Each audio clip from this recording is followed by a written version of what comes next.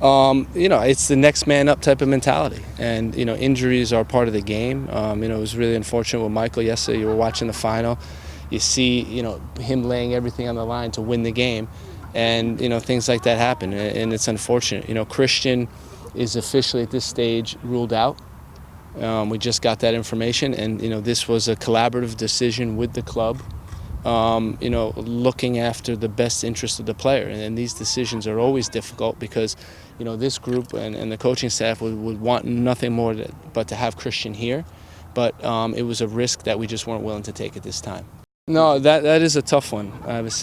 And when you're getting information from the club, and our performance staff has done a great job of working collaboratively with these clubs, and we're getting all the training data and the game data, and all of a sudden you see this huge void on Sunday, Monday, Tuesday, Wednesday, and it kicks up again on Thursday, and it's Friday, and then Saturday, and what happened is that he hasn't been training, and he's been playing games, and they're doing everything they can to keep him together to be able to perform on the weekend. And again, this is what we had evaluated at this stage, is we're saying, okay, does it make sense to keep him pushing at this stage, not be able to train, fly over here and then not train and play the game? And we said the rest is probably better. This is a long-term play.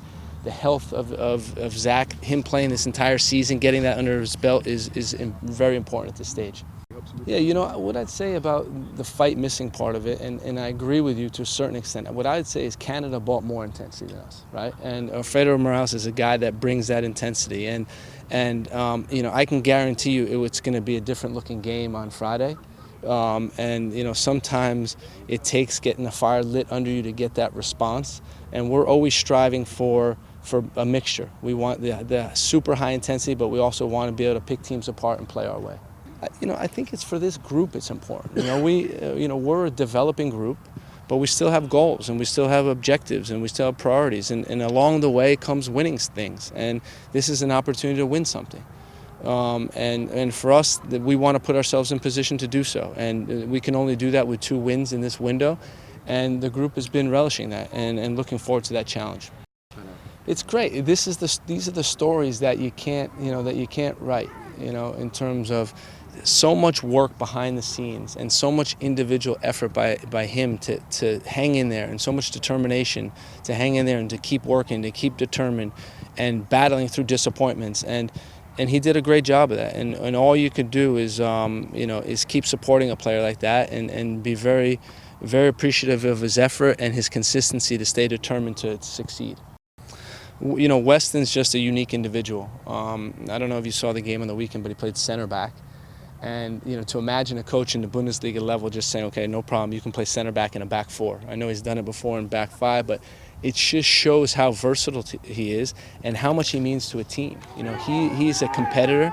He's a guy that isn't going to be perfect, but he makes up for it with effort and competing. And a great person and a very talented soccer player.